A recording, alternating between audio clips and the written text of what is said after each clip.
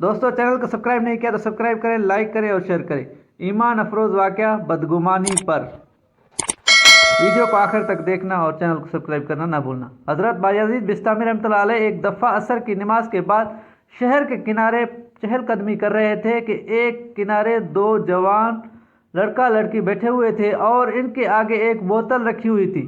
حضرت نے سمجھا کہ یہ دونوں شام ڈھلنے کے انتظار میں ہیں اور بدکاری کرنے والے ہیں اور ان کے سامنے شراب رکھی ہوئی ہے۔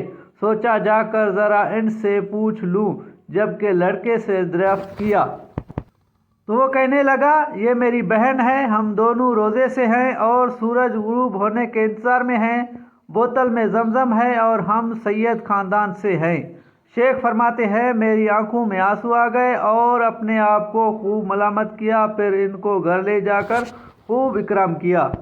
کسی سے نفرت کی وجوہات میں سے ایک وجہ بدگمانی بھی ہے، کیونکہ اتنی توفیق نہیں ہوتی کہ پوچھ لیں کہ یہ کام آپ نے کیوں کیا یا کیا بھی ہے کہ نہیں، بس بدگمانی کرنا شروع کر دیتے ہیں۔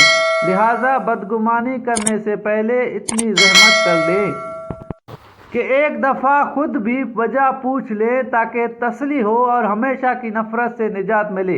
اللہ ہم سب کے حال پر رحم فرمائے، ہمارے ملک پر رحم فرمائے اور ہماری ملکی اور ذاتی پریشانیاں دور فرمائے۔ دوستو اس میں بہت ہی عمدہ سبق تھا ہمارے لیے۔ ہم آئے روز بدگمانیوں میں گھرے جا رہے ہیں۔ یہ اولیاء اللہ کی باطنی نگاہ ہوتی ہے جو ہمیں اس سے سبق ملتا ہے۔ یہ اس کا فعل نہیں، اس کا سبق تھا ہماری طرف۔ دوستو